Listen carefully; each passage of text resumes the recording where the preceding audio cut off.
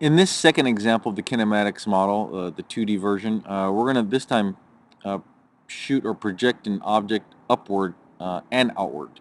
In previous examples, we've just shot things straight outward, horizontally, so now we're going to do things at an angle. So let's take a look here. I'm going to I'll use my cliff example again. In this example, I'm going to shoot an object off at an angle. Okay. Now we're not going to get into trigonometry with sines and cosine and all that business, but what we are going to do is we're going to break up the velocity into two parts. So I'm going to say that the initial x velocity is 30 meters per second, and the upward velocity is 40 meters per second, Vy is 0.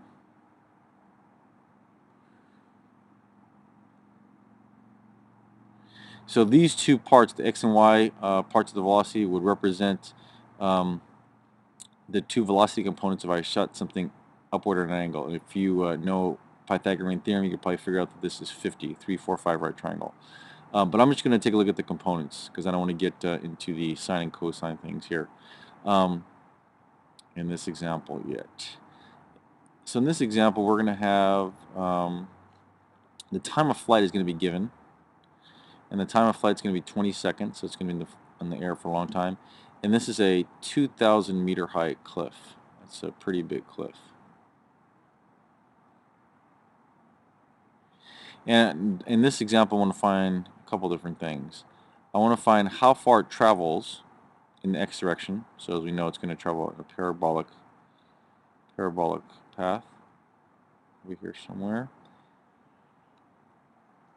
And B, we want to find out after 20 seconds, does it indeed hit the floor of the canyon? If this is a canyon. So does it hit does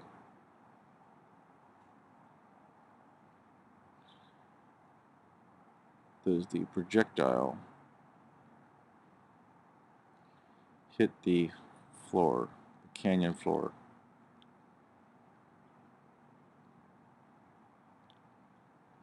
Meaning we want to find out how far it has dropped after 20 seconds, and then we can compare it to 2000. So in the 2D kinematics model, you know that you have to list equations and variables. So I've taken some time out and done that already. So here are your x equations, your y equations. Again, these are on the equation sheet. You do not have to memorize these things. And here's the variables I need to look for. So again, what am I going to do? I'm going to place the xy axis right here where the motion begins. So here's the xy axis. And because I put it right where the motion begins or originates from, the origin, this xy coordinate is 0 meters and 0 meters. If you haven't done all this work beforehand, you might want to pause the video and write this in. This is, again, necessary work. Over here, wherever it is at 20 seconds, which may be at this point, I'm not sure where it's at 20 seconds, let's just say arbitrarily it's right there. Do we know the x and y coordinates? Well, I don't know how far it's traveled in the x direction. I don't know how far it's fallen. In fact, 20 seconds may be up here. I don't know if it's actually come downward at all. The x velocity, I do know it's 30 meters per second. In the y direction, it's 40 meters per second.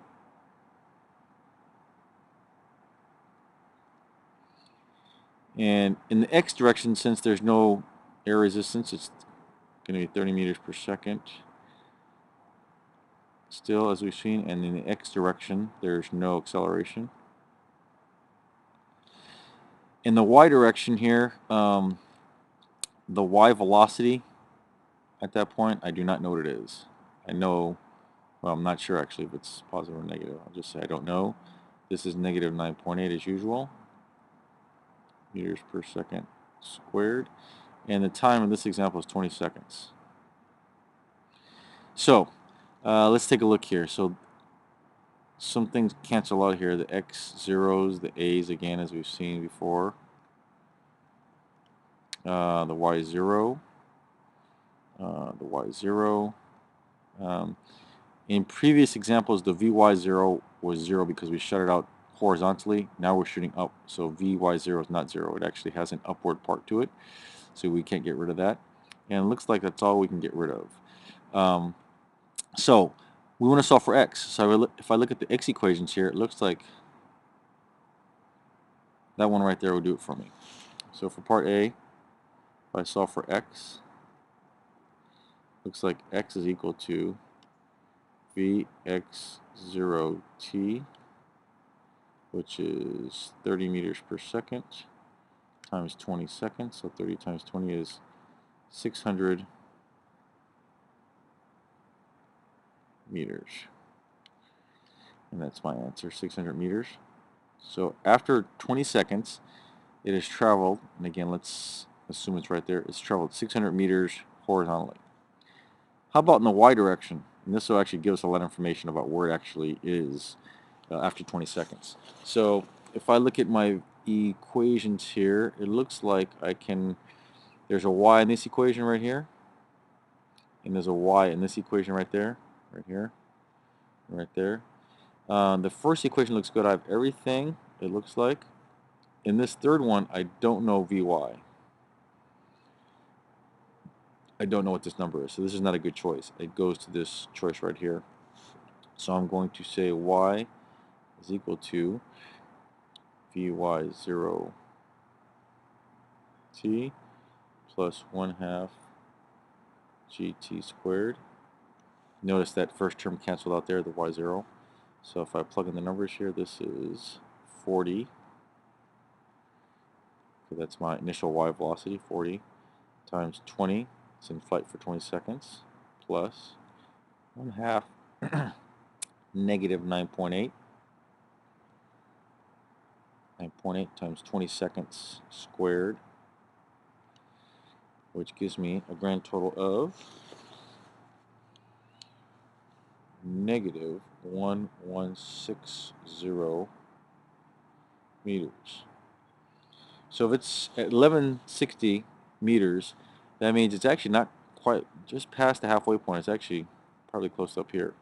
If this whole thing's 2,000, 1,000's in the middle, so actually maybe right around here. So it has not hit the floor of the canyon yet. It's still above it. It's going to take some more time for it to go down.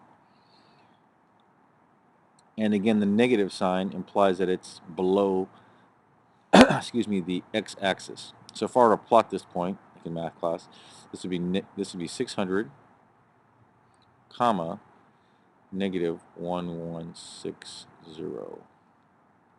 which would represent the final point after 20 seconds.